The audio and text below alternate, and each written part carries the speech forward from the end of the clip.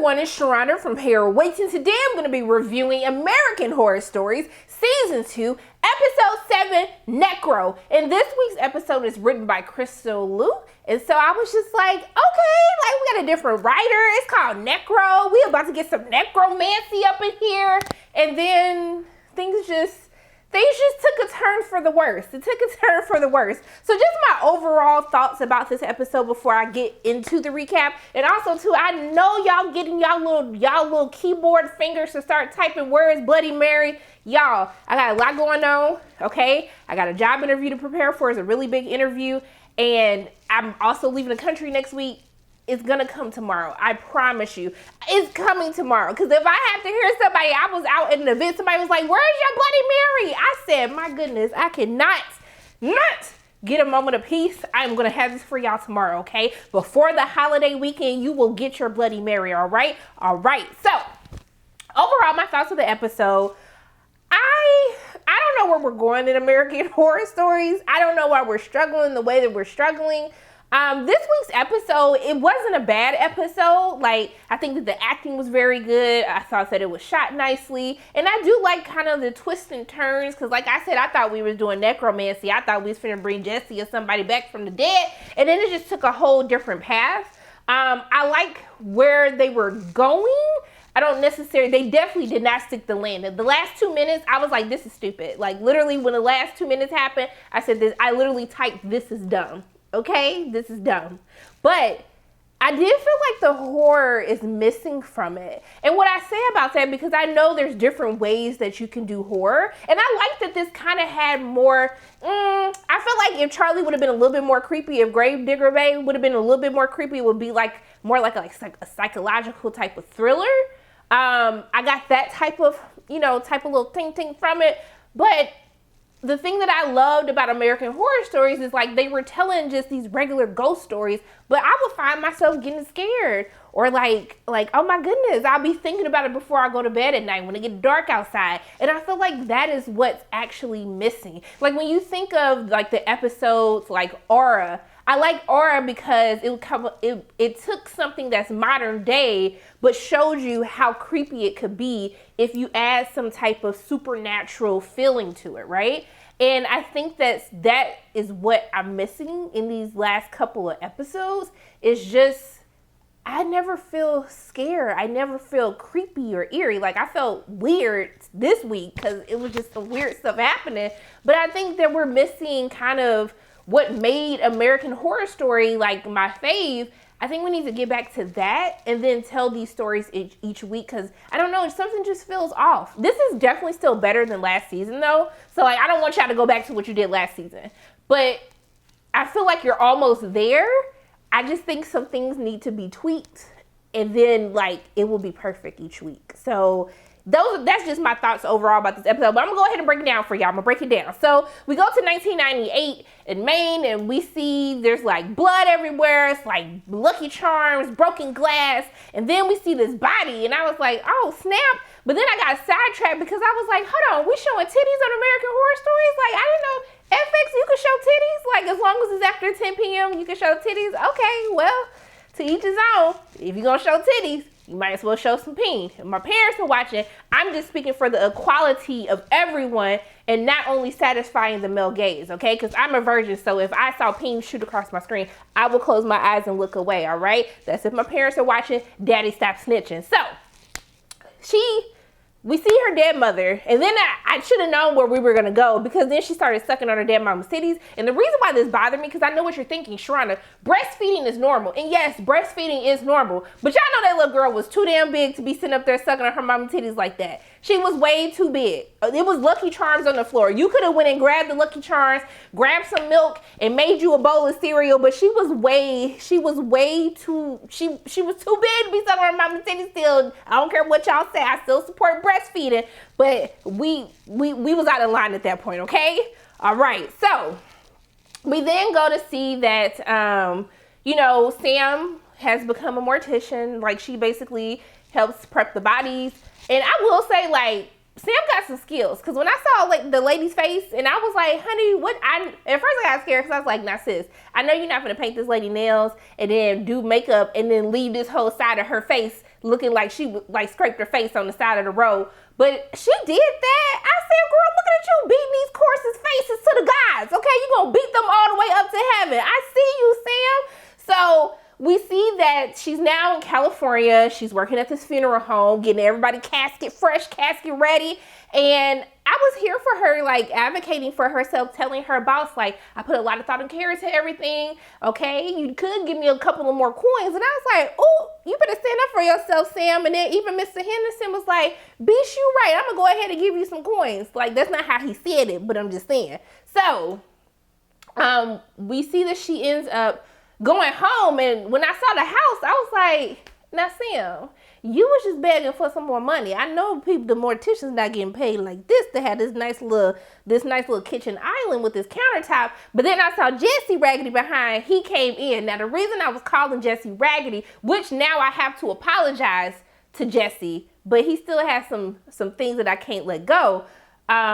But anyone who has like that hair, you know, you have the hair slicked back. I just think American Psycho, okay? Like, first thing that comes to my mind, I see a man that's handsome and got the hair slicked to the back, got a suit on. Oh, American Psycho, like, you're a serial killer. Like, that's immediately what I'm going to think. But Jesse was still fine. He was a cutie. I was like, oh, okay, Sam, you got that lawyer money? All right, but after I judged him, I was right. Because when he hugged her and she was trying to get her back blown out and talking about you could be late, he was like, maybe you should go use that lavender oil you got and take a bath. I said, now y'all know she had to stink, because he didn't tell her, like, go take a shower. He didn't say, like, let's go get in the shower. Baby, he said, get the lavender oil. He was very specific. Like, the fact that a man took time out of his day to go get some oil, you know she's been stinking for quite some time, and the formaldehyde is a very strong smell.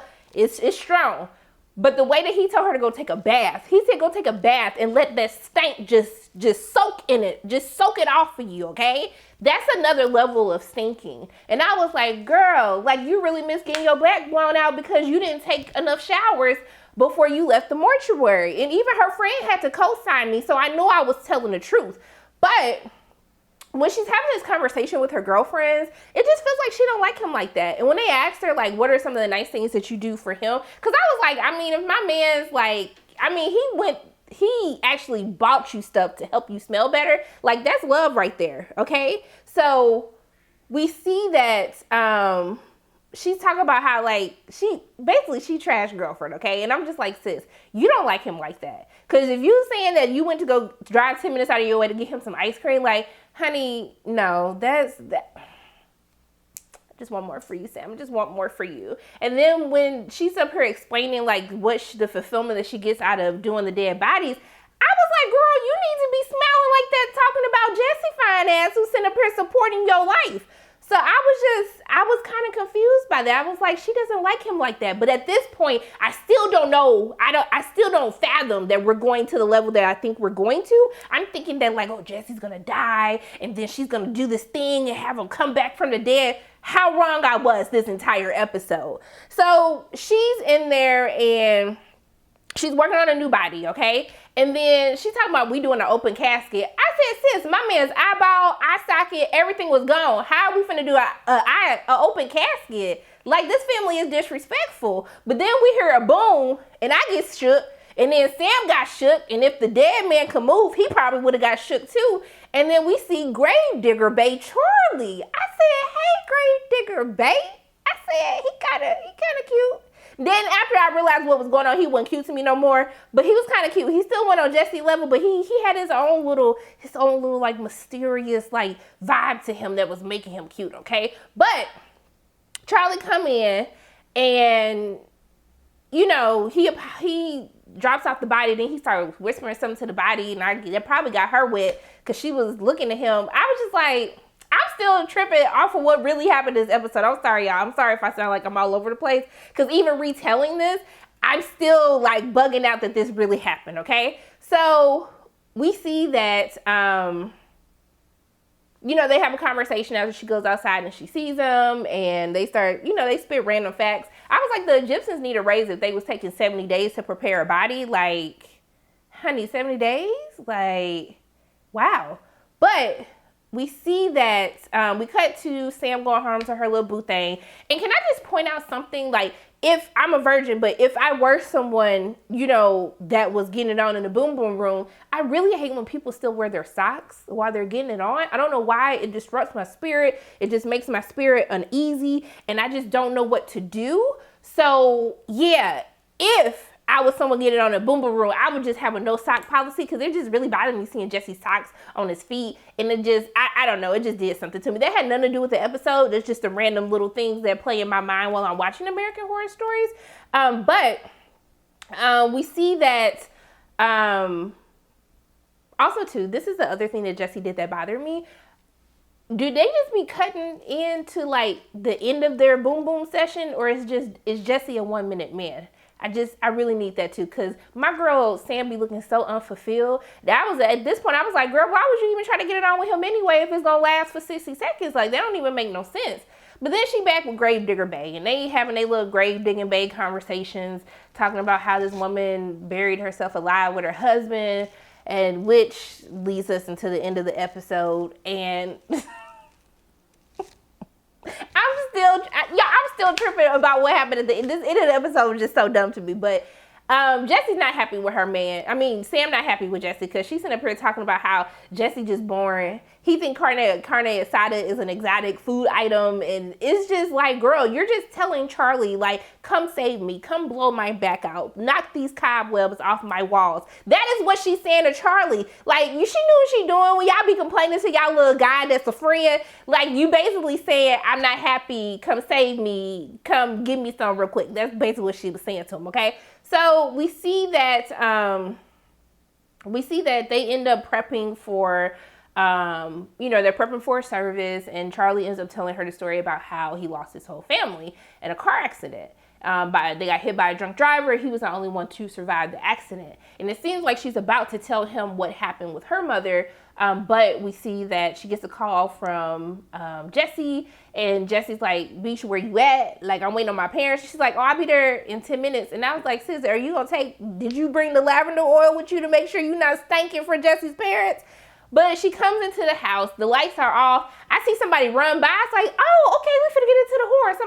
I'm thinking like the person that killed her mom came back to finish her off. And I'm thinking this person that killed Jesse and his parents. And I'm like, oh my goodness, not his parents too. But then we see that she sees cereal, and it's like, I thought I saw rose petals and stuff. So I was like, hold on, like, was he about to propose to her? Then the killer came to kill him? But once again, like, I'm just overthinking everything, because there's no way I would have thought of what was going to happen. But we see that it was a surprise proposal. He had her friends, his parents. And yeah, this Lucky Charms cereal triggered her into a panic attack. And then we saw like what happened to her mom when she was brutally attacked and murdered. But what I was confused by was, now, Sam, you've been with Jesse for how long? And you hadn't told him what happened to your mama, but you was with Gravedigger Bae all of less than 24 hours, and you was finna spill your guts to him? Have this make sense for me? Because the math is not mathing on how you didn't tell the man who was literally at this point finna propose to you. It just didn't make sense. So she's trying to break off the proposal. Like, I can't do this. The parents looking like, ooh, Jesse, do not marry her. You saw the look in the daddy face, and daddy was like, bitch, the daddy was like, what is wrong with this bitch up here? Like, she's sitting up here freaking out over some Lucky Charms. Like, come on, y'all. I know that night the parents was like, Jesse, you can do so much better. Do not. And then firstly, if she would have dropped the whole, well, my mom was murdered, it's red flags everywhere, okay? So then we cut to another scene. She's at work, and then this person that over OD, she pulled a she back, child is Charlie. So I'm hurt that Gravedigger Bae is sick, okay? And then she hurt too. And then I was just like, dang, girl, like, you could have had some really good ping sessions with Charlie, and you was sitting up here playing with Jesse. And I'm like, and look at you missing out. So then she started getting real close to the body. She started like holding his hand. And I was like, I mean, okay, sis, like, okay, I mean, that could have been the love of your life and you had a connection and he died. Like, okay, I'm gonna go with you here. But then she like kissed him and I was like, ooh, girl, no, we don't do that. He did. Like, he did. But then she started laying on him and I was like, okay, now Sam, this is becoming a bit much. Like, girl, get off of Charlie, get off of dead Gravedigger Bae. Go home, cause you having a moment that I don't know what's happening. Child, then she got on top of dead Gravedigger Bae and started smashing him. And I not doing no necromancy. We talking about necrophilia. Like, she like smashing corpses. Like, that's when I realized what the episode was about. I was like, Sam. So then she ran out because I guess the Lord had to like slap her like, girl, stand up and get off of this dead pain. It is not that serious. You could talk to Jesse about just taking his time and not finishing in 60 seconds. And you better than this. So she went outside. She started crying. Then she come back. And then she see that the body gone. So then she run outside again and throw up. And I was like, so sis, you got sick just seeing his body gone, but you didn't get sick from smashing a dead corpse. Like, where are our priorities at this point in time? Because the man, it's just not making sense to me, y'all. It's not making sense. So my mind is really blown that she was really sitting up here smashing a dead corpse. Okay, so when she outside, she finished throwing up at the wrong thing. She see dead Gravedigger Bay, who's not dead no more. And then he talking about, oh, it was prosthetics. And I said, now, bitch, okay, even if it was prosthetics, I'ma meet you halfway. How the hell you get the prosthetics off so quick? Okay, like, how you get it out quick? How you put all these damn clothes on this quick? How you make it outside this quick? I'm just thinking, okay, maybe there's another supernatural cause to this, okay? So I know he ended up taking medicine because I know some women finna get their fingers going and talking about Sharonda. He took medicine so he could seem dead, but he wasn't dead. I know, but still, you couldn't have did all of that in that amount of time. It still don't make sense, but okay. Obviously, what happened shook her up. And I thought it was funny because she was like, what did she call him? I don't know what she called him. Let me try to find this in my notes because I was just really confused by this. So she gonna talk about, she said, you're deranged. I said, now sis, you was just smashing a dead peen. Who is deranged? I know you effing lying. Shoot. The pot calling the kettle black. Are you serious right now? So I was happy that Charlie Quicker got her together real quick. So we see it goes to 2 months later. Girl, that whole experience must have shook her the F up. Because she looks like a modern day Stepford wife. She got her hair straight. She got, she working at the makeup counter. She just looks miserable. She looked cute though. She was cute before though. But she looks miserable, okay? She's engaged with Jesse, old 1 minute man self. And we see he's still finishing under 60 seconds. We just gonna call Jesse gone in 60 seconds, okay? And then we get to the wedding day, okay? She looks so depressed. I said, girl, I ain't never seen a more depressed bride. And even her friend had to tell her, like, sis, it's okay. Like, if you don't want to marry him, you ain't got to marry him, girl. Like, just be happy, smile. So we get to the wedding day. They vows was trash vows. I was like, I know this is not going to end well because the vows was just terrible. Then he do the slideshow.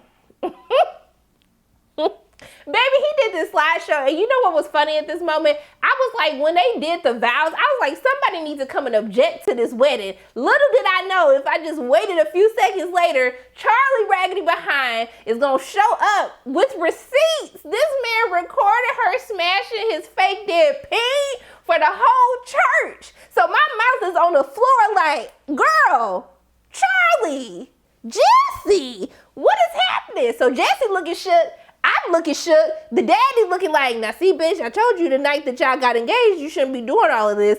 And so everybody in the church shook, okay? I thought somebody's wig was gonna come off. I felt like I was in a Tyler Perry movie at this point in time because that's how piping hot the tea was in this wedding ceremony. So Jesse was like, oh, hell to the no, girl, bye. She was like, but he wasn't dead. But I was like, but sis, you still thought he was dead. So that, like, you keep using this as some type of like scapegoat. There's this, no, Charlie's wrong, but you're worse, okay? So we see that, child, she can't go to the coffee shop. They start calling her a zombie effort. They got memes of her on the internet, like when he dead, but you still trying to make sure you get the trust fund.